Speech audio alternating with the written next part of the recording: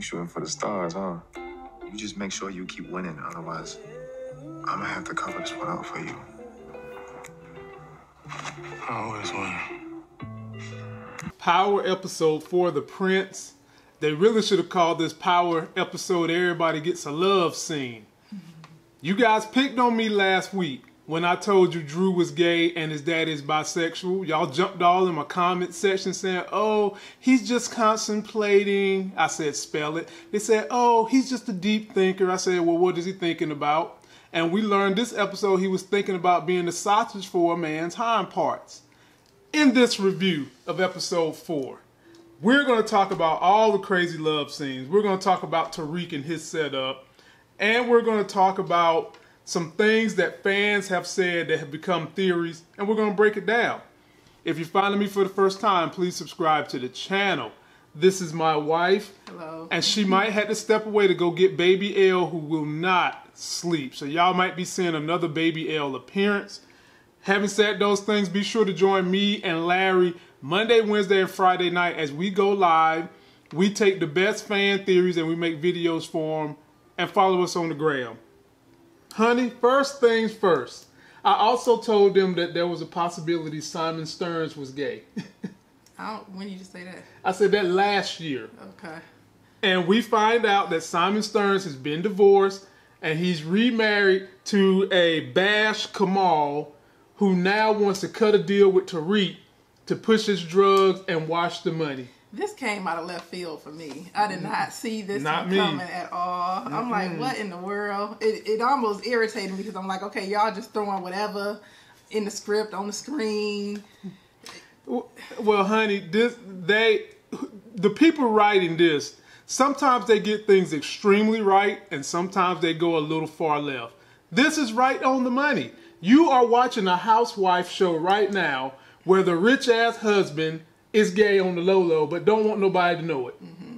You know which housewife show I'm talking about. This is a microcosm of rich and powerful white dudes that project they hate gay, but deep secretly they like it. Mm-hmm. And whoever wrote this hit it dead on the money. And not only did they hit it, they hit it with him having some young punk ass sitting in there wearing this boy had a ring on every finger, honey. Like he's some Don Corleone. Had a ring on every finger. Lord have mercy. Well, they caught me off guard with this one. Yeah. So next thing we're talking about, Tasha's telling Reek he needs a gun. This is straight out of the trailer. Now the thing we want to know is where was he going to get a gun? How was he going to get a gun? And she lets him know that Tommy and Ghost had these stash places where they left guns. And he's going to go get one. I didn't think it should have been too much of a dilemma for Tariq because he can get everything else he needs. Why is it hard for him to get a gun? Well, like he said, all the people he get a gun from is dead. Kanan. I got that, but he's crafty enough to get a high-end lawyer. He's crafty enough to do everything that he's doing, but he couldn't figure out how to get a gun. Yeah. If they didn't have any stashes around the city. Yeah, and he's underage. They kept mentioning that. All this stuff didn't happen to somebody that ain't even 18 yet. Kept mentioning that. Yeah, okay. All right, the next scene we're going to discuss comes straight out of the trailer when they was talking about some kind of a school tournament. And people kept saying, because I said, I don't know what it could be. I don't see any college teams doing any type of thing other than debate. And people were saying that maybe it was a spelling bee. I was like, nah, it ain't a spelling bee. We find out it's a fellowship program. Jabari wants Lauren to join this fellowship program because he secretly likes the lives of black Oreos, which is her parents. So he invites her to get into the program, tells her she need to have someone there to be a student witness for the optics. And him knowing he really and truly wants to sleep with Lauren, that's what he's really trying to do, invites Professor Megram to this dinner. What did you think was going on in that whole scene? I just basically told you what the climax of the scene was. Yeah. I mean, it was a lot. Professor Megram didn't know he was going to be there, so she was shocked. You get to see the dynamics behind Lauren's parents' Well, we're going to get to that. Just the invitation of Jabari inviting Lauren, then the look on his face when she said she wants Tariq to be her witness, her optics person. Well, Tariq volunteered himself. Right. And she didn't look like she was... It was hard for me to read the look on her face. it didn't look like she was happy. I don't know. It was hard to read her look. Yeah, I think in that scene she did a good job of being indecisive in how she felt about Reek coming. But later on we know she really wanted the big Reek Boski. Oh, goodness. We'll find that out. I mean, the way they set that whole thing up, it also seemed a little kind of off. Contrived. Yeah, where he was just like, okay, yeah. So he was kind of surprised when she said, yeah, at my parents' house. Yeah, at the parents' house. Yeah. But Jabari knew the parents was of influence. Yeah. But I guess every student there, parents is probably when of they were influence. setting up the invitation, though, she said, can we meet? And he said, what, like off campus? Like he wanted her to meet off campus, which is, okay, if you a professor, that's a little, a no-no. However, we know that that's what he does. Yeah. And he wanted them draws. So she wanted to meet at her parents' house. Good job, Lauren. Because Lauren Keep don't it want clean. and Lauren don't want to have nothing to do with Professor. Right. She don't So she ain't think about the we professor. can meet with my parents. Right. And then he said, again, the contrived part was, oh, you need to bring another student in. Oh, you should invite another professor. Where'd that come from? Yeah. Next scene, we see Kane and we see his mama and we see them meeting up with that dude from GTG. The dude from GTG disrespects Kane's mama. Kane turns around, whips his butt. Ain't nothing we should expect differently from that, is it? No, I guess he still didn't learn his lesson from the visit that Kane and what his brother paid to them on the last episode. Mm-hmm. So they had to come to this meetup moment, and they had to put him in their place. Now, what I thought was funny was when she dared him to say it to her face. He said it. He tried to say it. Well, he was gonna say He it. tried to say it. He got one syllable out his mouth, and before he could get the rest out, he was eating them words. He got the 5-knuckle shuffle. Oh, goodness. He got that 5-knuckle shuffle. Now, because they have disobeyed her orders before, I do think there's going to be some retaliation from this. Retaliation from GTG. There's going to be some retaliation. He's the leader. You just got your ass whipped in front of all your people. And there's always someone below the leader who thinks they the 2-bit. They ready to jump off. They ready to pop off. Well, he didn't have that in his group. Somebody's in his group. The people that was with him, one guy was about to pull his gun out. Yeah. And Mary shut that down quick. She shut it down, but there's going to be some retaliation. Yeah. You can cool mark those words. Next scene we're going to cover. Reek and Braden established their crime organization, the New Age crime organization. They're setting this thing up through workforce students, through the app, through tutoring. And the way they're doing it with the app is specific things you need tutoring represent specific drugs you want to get. And Braden, I've always said he's too excited to do this. Kind of like Tommy. He's just way too enthusiastic about doing it. I think that's going to cause Tariq some problems down the road. But one thing he mentioned that I think is a nod to Tommy's show, Braden mentioned, this thing is so big, and I quote, we can start selling weed in the West Coast. Mm-hmm. Where's Tommy's show going to be at? The West Coast. Tell us how you felt about the establishment of Tariq's drug empire in school using technology. Oh, goodness. I mean, it fits. Love this new age way of doing things. So I can see it. But, I mean, I don't see it lasting too long. Because you're on a college campus. Kids can't keep their mouth shut. No. They probably going to have tutorials on YouTube on how to use this app and what type of drugs you can get by using the app. And that's going to shut it all down. Well, you just seen GTG. They young as hell up there, Instagram and everything. They flossing, yeah. So you know that. It's not going to be contained on a college campus. They're going to get outed. Well, all Tariq's got to do is make sure it don't lead back to him. And so far, he's putting those steps in place. Next scene, we see Tariq walk up in Davis McClain's office, and he brings them cash money. Paula, the investigator, has tremendous concern about what's going on with his money. Mm-hmm. How did you feel about that scene with them and that recap? I mean, it just continued the storyline that she's suspicious of what, where he's getting the money from. Mm-hmm. I can't really remember anything else significant from that scene other than, her trying to figure out what's going on.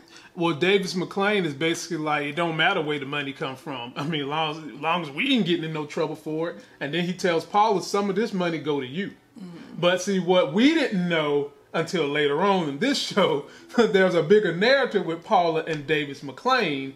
And the way he said, you getting some of this money, I thought to myself, it wasn't just like I'm telling any other co-worker you getting some of this money. It seemed like there was more intent. Mm-hmm. And we find out later, and we'll get to that next.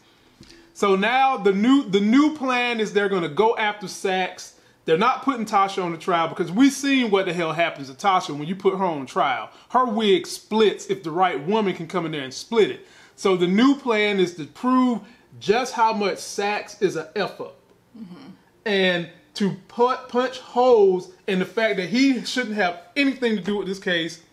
You feel like that's the right way to go for Davis McClain and the crew?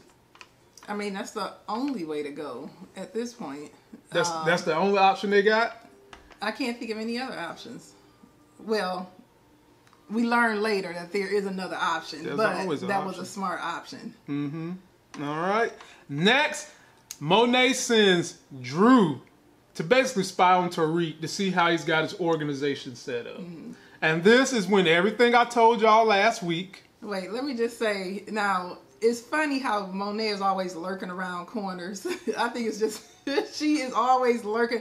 So the kids were sitting in the kitchen talking, and here comes Monet up again. I heard y'all. I heard what y'all was talking about. She always lurking in the room, lurking around corners, so they need to be careful what they say when they say it. Well, ain't that true to an old school nosy ass parent? I guess. Yeah. Y'all old school. That's going to be us. Yep. Y'all old school nosy as hell parents is always lurking somewhere around the corner because you know when your child is too quiet, they up to something. Mm-hmm. And that's what she's doing. But she also, is this the scene where Kane was saying that he wanted to go, and Monet was basically telling him to play his position. So he's not comfortable with his position in the organization. He want to be more than just a muscle. Mm-hmm. And it seems like eventually there's going to come a point where that's going to be a problem. He's probably going to overstep his bounds and try to do some of the thinking. Well, damn, I was going to make a video about that, but since we're doing it now, why don't we just do it? You can. It looks like it's going to come to a point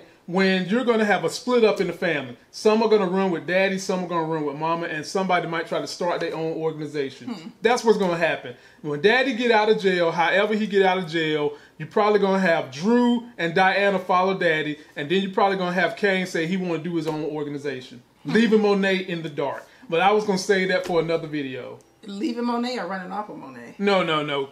Kane wants to have more decision making. Mm-hmm. And his mama's not letting him do it. He could run off with Monet. But she might have to, if it goes the way that you're saying it is, she probably will have to let him get a little bit more responsibility because she don't have the daddy no more. Right. So, in essence, he will be a leader. They will be co-branches finally. Right. Okay, it can happen like that. That's an interesting take on it. Yeah, but I was going to do a video, but hey, any event. So, Drew comes and shows up to spy on Reek. Reek knows he's spying, all right? And Reek has to take him to art class.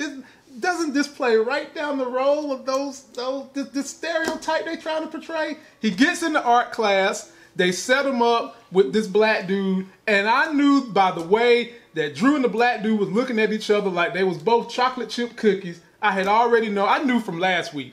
Any event, they're talking about drawing and paintings and canvases. Honey, did you realize at that point that Drew was gay? Or did you know before? I had a suspicion last episode. So you believed in your husband last episode? I had a suspicion last episode because it was some of the things that some of his mannerisms. They were like real subtle, but I think they were trying to tell us that was the case. Just like the daddy. The daddy is bisexual, but nobody don't want to listen to it, bro. But you'll find out. Next scene, Cooper Sachs has a niece named Riley. Mm-hmm. She gets caught buying weed in the park. Because her normal guy's gone. Cooper Sachs decides he's going to use her. And during the interaction with them, she's basically saying, well, what do you want me to do? get the family to quit calling you Nancy. And then we also find out that her parents are two women. Her mom is Courtney and her other mom is Lacey. So Power is going full in with the LGBT community. Shouts out to him. How do you think this is going to end with Riley and Cooper Saxe? Cooper Saxe is an F up. Riley looks to be somewhat of an F up too. How is this going to break down?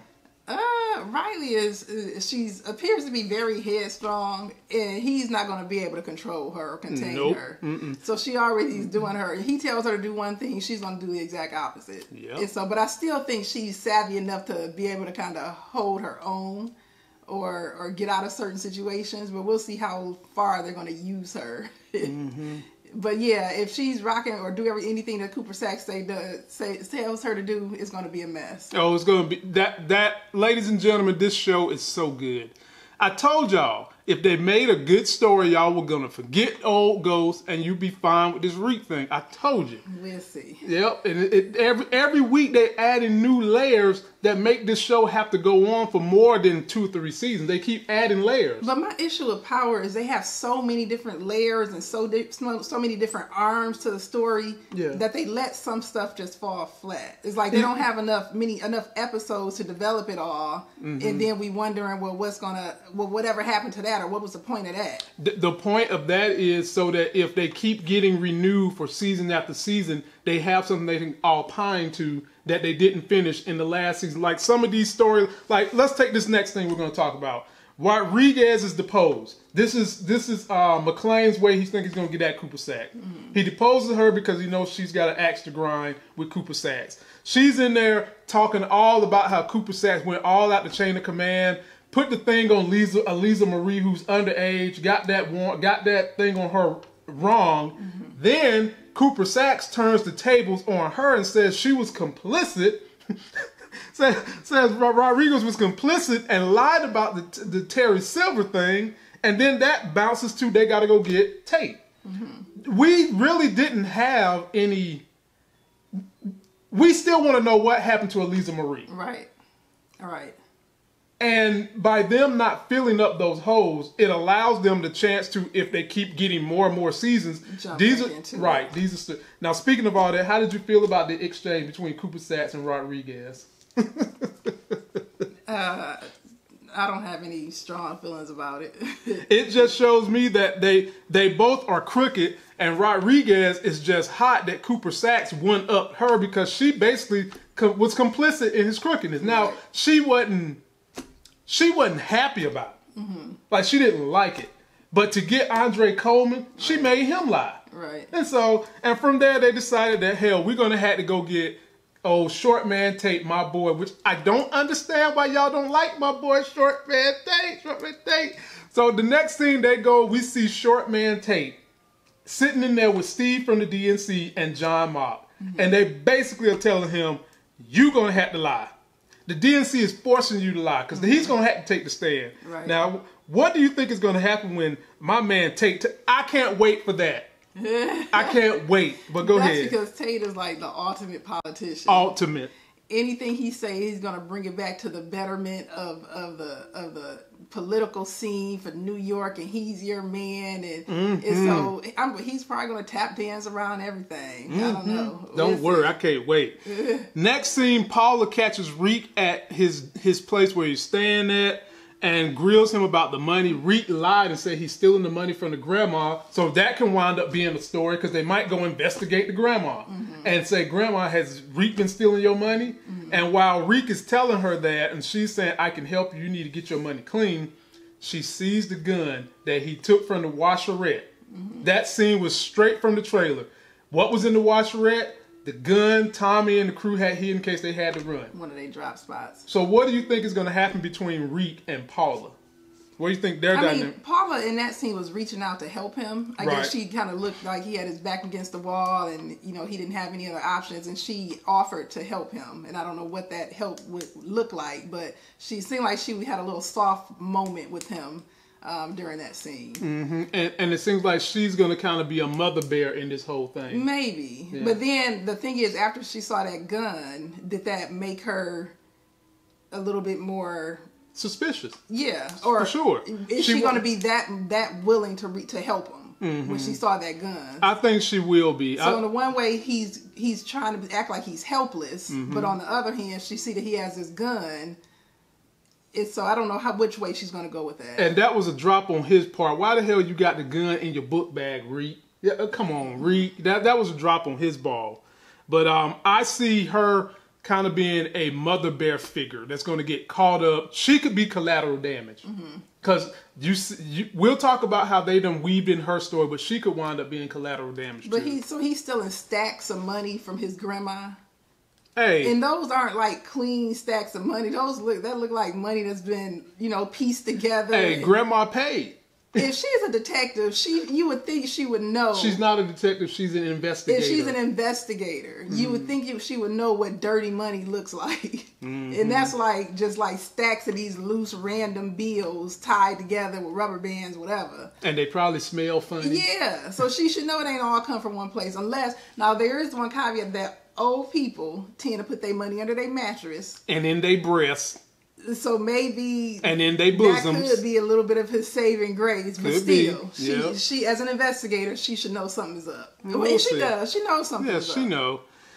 Next scene was the infamous scene that I'm sure y'all want to forget. Some of y'all, Drew and his love scene. Homeboy had a tattoo of 24, an NBA championship. How the hell is he trying to do basketball when they're at the same school where Drew's cousin is the basketball star? There can be more than one brother on the team. Well, they just highlighted last episode that the next best guy on the team is the white dude. And he was talking about the same white dude trying to hold him back.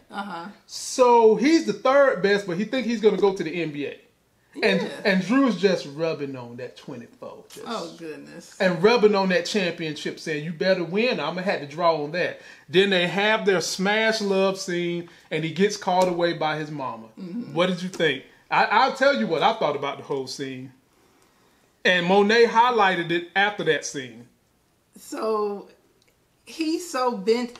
Oh, goodness. It was so quick to get him distracted from what his goal was in the first place. So Monet calls his phone. No, actually, when he looked at his phone, he had 4 missed calls from Tariq. And that's who he's supposed to be telling this whole time. Because Tariq need more product. Yeah, he basically told him. So when, Monet had, what's her name?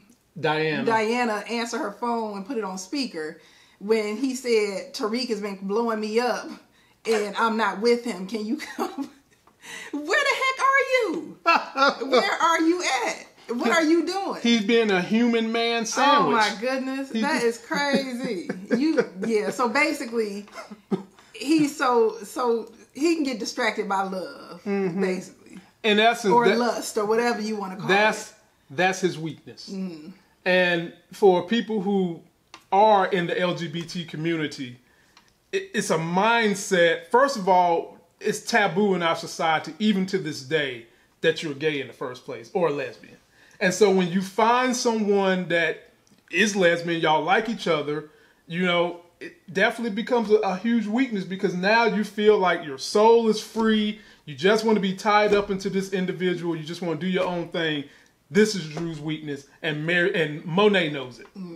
That little speech she gave him about always coming home lets me further know she knows it, because she worried that boy going to meet his love and he's going to dip. Right. And she's worried.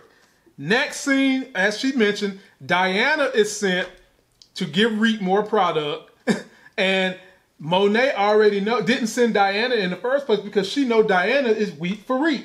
So Monet is operating with a whole lot of weak ass children, and when Diana get over there, she gives Reek the money, and then she gives Reek a kiss. Boy, the love quadrangle for Reek started this episode. That boy got more kisses than black folks in Atlanta on Valentine's Day. It was kisses left and right for Tariq. Everybody. The only person that didn't kiss Reek was Megram. Oh, thank goodness she didn't, because y'all know I'm rocking with her. I'm going to show y'all a clip about what we're going to talk about next scene. I'm going to show it to you right now. I don't know who was behind that attack, but if my own flesh and blood hadn't been out there to save me, I'd be 6 feet deep next to James St. Patrick right now in New York, would have an uncertain political future. Honey, my man Tate is in there with the Judge McClain and Cooper Saxe. Talk about the performance he put on when Cooper Saxe and McClain tried to throw him under the bus. Talk about his great performance. I love this. I mean, he showed.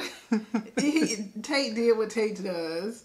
He did some verbal gymnastics and it said why he was compelled to lie on the stand or lie to whoever he had to lie to save himself and his family and for the betterment of the political structure of New York. Yeah. He talked about how Tasha pushed him in the corner, how he was about to die. He was afraid for his life. And he had to cut a deal with Tasha to get the daycare. And he still, because the DNC don't want no dirt, still did not throw James under the bus. Mm-hmm. He said... Cleaned that reputation up good fashion. He sure did. He said when he knew James was a man of the people. Right. And he only bashed him for just political sportsmanship. Mm-hmm. Boy... And then he gonna look at McClain and say, us blacks. And McClain is sitting, the look, now Method Man is giving hellified looks when people say stupid shit. He's giving, the look he gave after Homeboy gave that speech was like, bro, you sitting here lying to my face. And the look McClain gave last week after Tasha got scorched by Tamika was priceless. Davis McClain, you hitting home runs, baby. Now we move on to the dinner at Lauren's family house. Talk about that whole interaction. We go from learning that family is, I guess if this was slavery days, we would call them Uncle Toms. We learned that Jabari is a penis sucker of those type of individuals. We learned that he wrote another book. Now, second book. What I didn't understand was why Jabari was sucking up so much to her family. Because that's who he is. That's who he... Did her parents got status or something? They've got to. They have to. Because he was just like too eager. Kissing their butt. I mean, I seen the brown on his lips. Well, in that case, why don't he just get a fellowship to Lauren and call it a day? Well, he's probably going to do it. And so Professor, they talking about his book or whatever. Professor, they ask him, when is your next book going to come out? Professor Meeker said, that's happened months ago. But then ain't the books that he writing, aren't they they're like the first book, literary masterpieces. No, the first book was a tell-all about Professor Meagrum. Whatever the second book was nothing. Because they didn't even know it had been released. It sounds like he's writing some fiction, romance, some freaky type stuff. Yeah. And so why are they sitting around talking about we waiting on your next book? And what kind of stuff is he writing? They didn't even know the book was out. They didn't know it was out. So that just... what's her name? Professor Meagrum. Meagrum. She didn't have any problem letting them know it was out. It came and it went. Without making a noise. Right. And so then they bring up the book Prince, which was the title of this episode. And the family is all into their pseudo perspective of the book Prince. And then Tariq breaks them down about how he sees this as a book that's showing opportunity for you to take out your competition. Mm-hmm. And did you see the way Professor Meagrum was looking at Tariq? I know her underwear was wet like a super soaker. She was looking at him like the way I'm looking at you. Oh, goodness. Mm-hmm. That's how she was looking at him. That's how she was looking at him. I mean, this dinner was not your traditional Sunday Big Mama dinner, ladies and gentlemen. No, you got tension between Lauren and her parents. You got tension between Professor Meagrum and Jabari. You got Jabari trying to kiss up to the parents. Yep. Reek is the only one who's just calm, cool, and just sitting back looking at the story. Then Lauren gets up to go find the professor's book. She brings Reek with him. We find out she has a brother whose parents put so much expectation on him that he basically cracked up and got put into an insane asylum, whatever. Or some type of institution. Right. Yeah. And then we see Quirky from Dorky pops up. Lauren's boyfriend from DC pops in. And when I tell you, all I could think of was Carlton from The Fresh Prince of Bel-Air or Terry Silver. It's like they trying to reenact Terry Silver in that guy. That's all I could think. And then they're going to have the nerve to disrespect Reek. Oh, this is the high school student you're working with, Lauren. Mm-hmm. But the one part that you might not have caught when they was cutting from the scene, I heard Jabari say something along the lines of, he's going to do well. He's going to make it. It was either Jabari or the daddy. talking about Lauren's boyfriend that popped in. He's gonna make it. He's gonna. Yeah.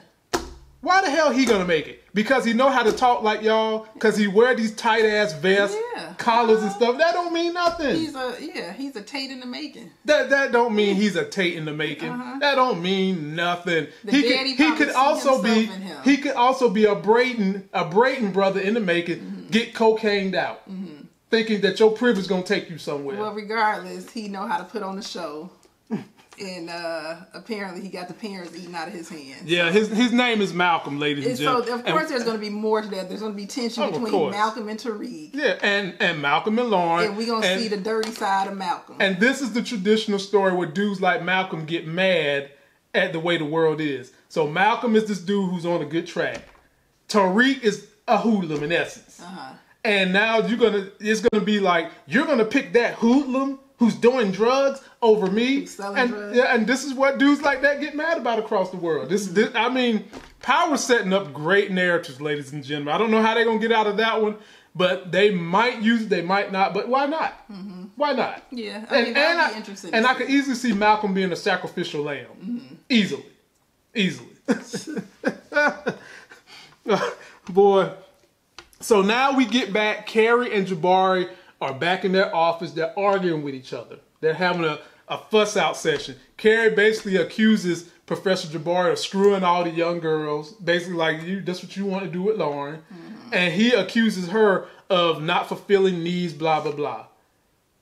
Now, what did you know was going to happen? You saw this coming a mile away. I actually saw this last episode when he was in there having sex with his grad student or whatever. That eventually him and Carrie were going to do it again. And like Larry said, he done that for the sake of Carrie to see of it. Getting her jealous. Yep. And she couldn't take it. And she couldn't take it, and she got worked up this time, and she yanked his pants down in true sexual addict form.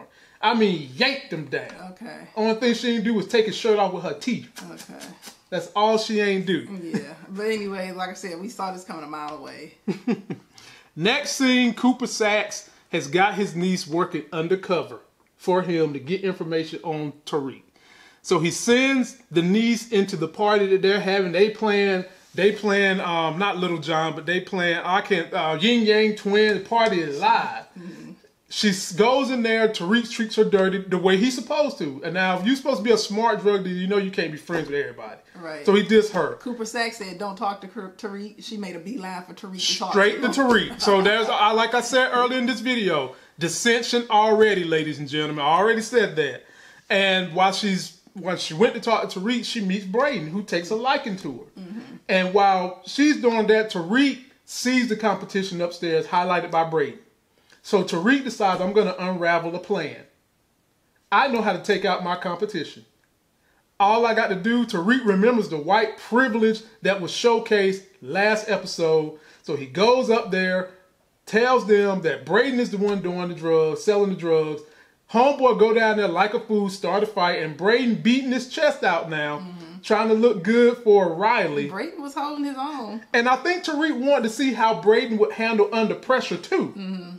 Yeah, I didn't think Braden had it in him, but he was taking care of business. Y'all ready to call Braden the new Tommy? I'm starting to get that way.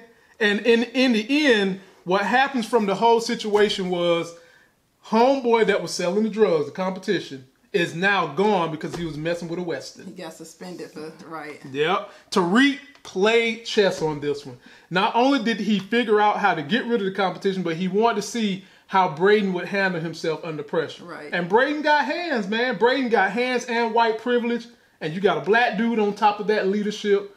You could write this story for 20 years. And I think Tariq also has his eye on Riley as well. Oh, of course. He was eyeing her too. That's why he walked away. Yeah. He knows something. So to me, this is can't y'all see the revisiting of Ghost and Tommy?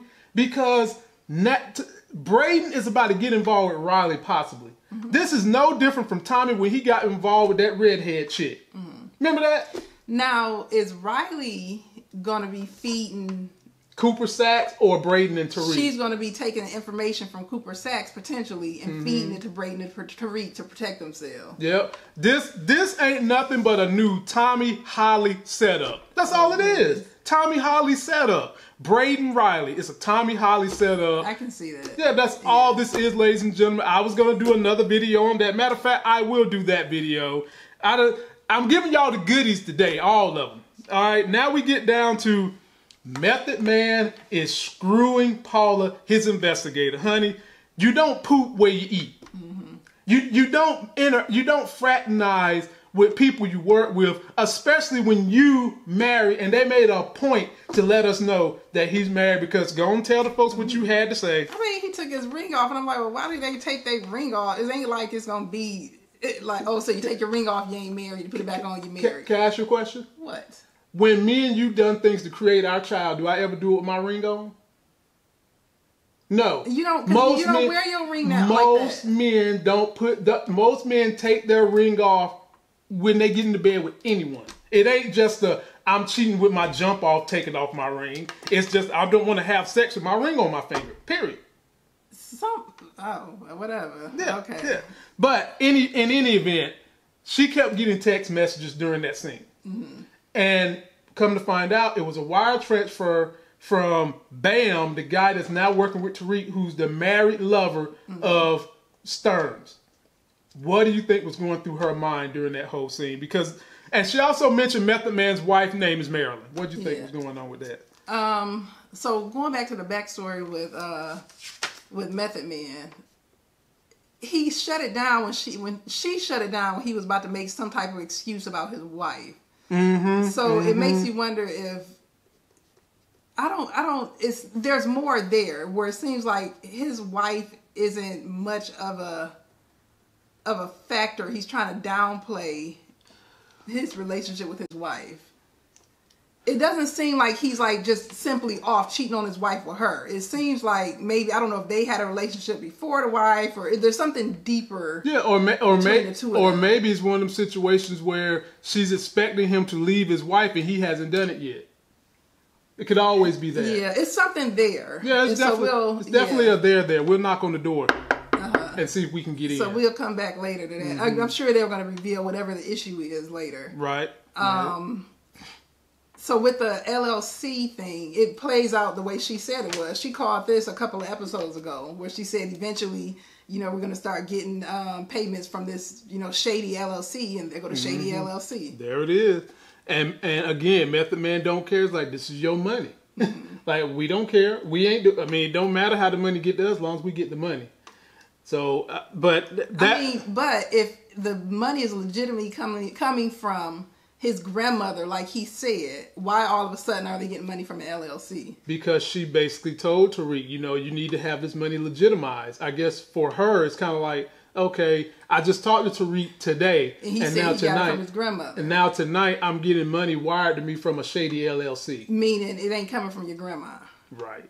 She's breaking it down. Right. I'm telling you, she could be collateral damage too. Now she played on the Fosters. There was this TV show, like this family-friendly TV show with these two women who adopted all these kids, and I thought that was the cutest little show. But anyway, Paula played on the Fosters. And you also mentioned how she didn't really show her body because she has a image of being a sweet, wholesome mother to protect. Maybe she wants to do other things, and she feels. I was about to say, ain't nothing sweet and wholesome about power. You grimy, you dirty, you showing it off. Well, she's an actress and she don't want to show her body. They didn't show it. She showed enough. Power is infamous for putting their breasts and all that stuff on there. You seen Angela, you seen Tasha, you seen everybody, but you ain't see her because he could cover her breasts up with his hands, so it wasn't nothing to show. That don't mean nothing. So it's just nipple. What nipple? Didn't you even see Lala? Did Lala get up there like that? Comment below. She showed something one time. One time. Out of all her love scenes, one time. Once. Well, this is one actress who doesn't want to show her body like that. You can see you can't see her nipple, I guess. That's what I'm saying. Exactly. All right. Last piece of this puzzle, ladies and gentlemen, to this episode, which was a good one.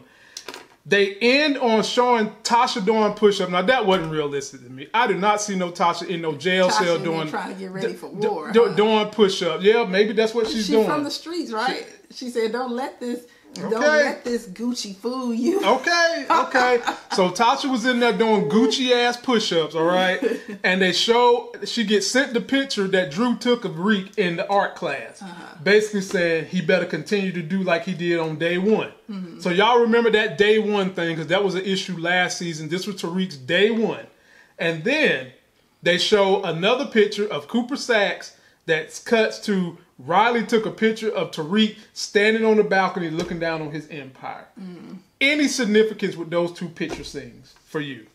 That was basically Ghost standing in his nightclub looking down at everybody down below. For me, since both pictures was talking about Tariq, all that highlighted for me was the title of this episode, He is the Prince. He's the Fresh Prince of this college he's at. Okay. That's what it highlighted for me. Simple as that. And ladies and gentlemen, that's going to do it for this long, great, drawn-out review. Don't forget to like our video. Please comment, subscribe. Follow me and Larry as we go live Monday, Wednesday, and Friday night. We do power, we do politics, we do stocks, we do current events. We are going to start calling ourselves a new name. They call themselves the Breakfast Club in the morning. We might have to start calling ourselves the Dinner Club because we bring it raw and hard on those nights. Follow me on the gram. And until that next Sexy as Hell video, we'll see you.